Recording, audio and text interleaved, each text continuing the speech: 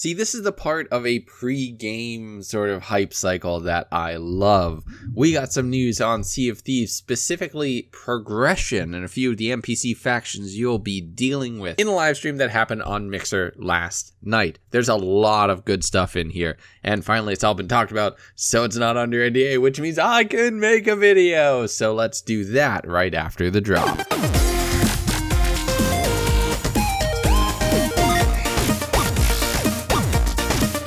So what's up everybody, how's it going? Legundo here, welcome back. I hope you guys have had a fantastic week. We're ending off the week with some great news from a bunch of different games. In this video, we're going to be talking about some new updates to Sea of Thieves, or really just some new information that's going to be coming possibly with the beta, but almost definitely, well, certainly with the final release of the game on March 20th.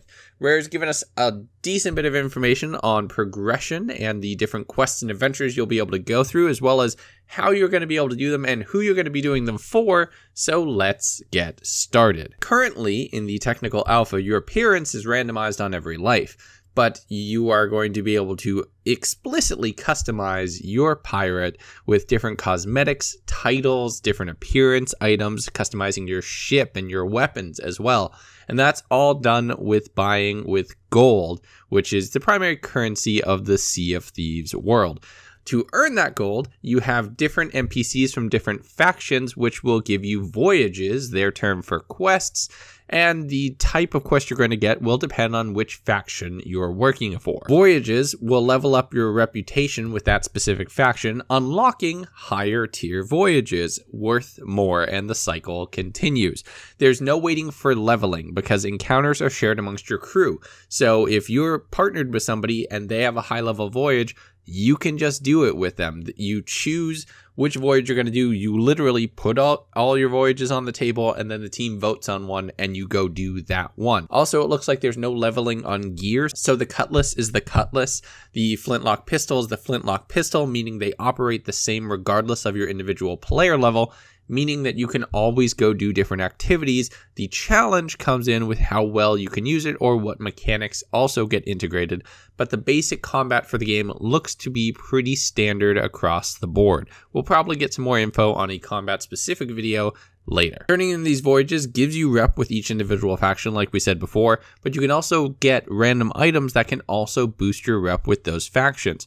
That unlocks commendations, which give you specific cosmetic items, titles, upgrades for you or your ship. There's a ton of little tweaks and just the general world building that they talked about, where you can just stumble across some stuff to give to one faction because they want that kind of thing. So let's talk about the different factions. You have the Gold Hoarders, who are looking to amass the wealth of the world of Sea of Thieves, and they will send you on different treasure hunting expeditions, which has kind of been the core gameplay loop so far. You get maps to different islands where you can dig up chests. You get riddles to be able to find chests with different puzzle mechanics or things like that. You collect the chests, you bring them back to the Gold Hoarders, turn them in, and receive a share of the booty. This should not be new to anyone who's been looking at Sea of Thieves. This has been the advertised gameplay for a little while now. The fun stuff comes in the next two factions. Second is the Merchant Alliance with a trade-focused set of missions. They're going to have different resources for you to shuffle between the different merchant hubs throughout the world. All these different islands are going to have things like gunpowder, different metals, different things that are needed in one place, and they pay you to ferry those items from point A to point B. Now, these items physically exist on your ship, which means if another pirate ship attacks you, you're going to want to defend those, because something tells me they're not going to take too kindly to their cargo being lost. It also means that you can use that cargo in combat. There's a short clip in this video of somebody throwing a barrel of gunpowder overboard and then shooting it like a straight up good old fashioned seaborne mine. That looks amazing. But physical resources and items aren't the only things you're able to trade. There's different animals living throughout the world, including chickens, snakes, and pigs, which were featured in the video, which you can capture and then turn into the different merchant hubs for a gold reward.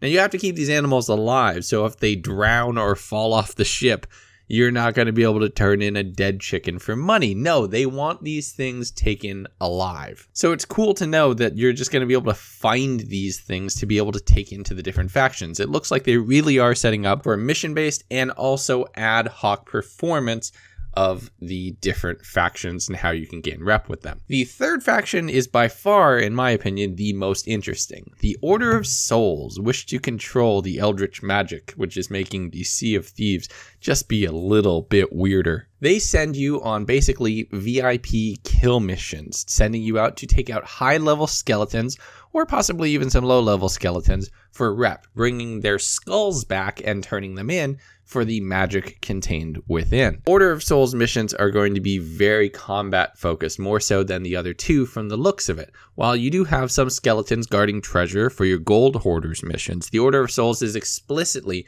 a VIP high-level enemy takeout sort of mission, so that's going to be a little bit different.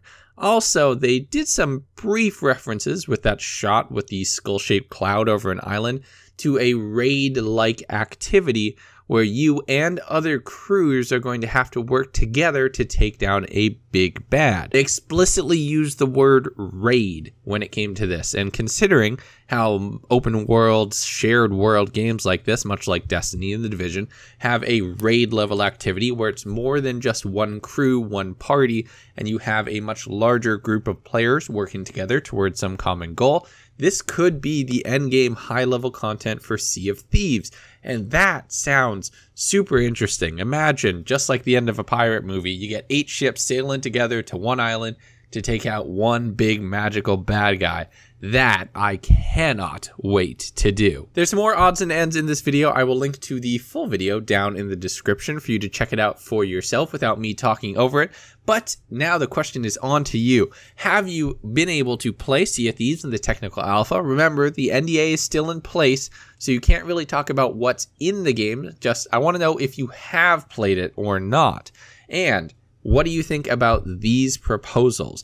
Sea of Thieves is still early enough that things could go really weird and in a different direction than a lot of people are expecting from the game. But this personally, for myself and a lot of other members of the squad, this was very reassuring that they didn't just go completely off in a full RPG route. And it's more the people you play with and the skills that you have, less than a number that's attached to your character that means I hit harder than you, therefore I will win a battle. There's obviously going to be certain things as far as having a full ship versus a small ship, having a full crew versus just playing solo, but it's good to know it's more focused on the player. Also, double plus points out here for no mention of microtransactions so far.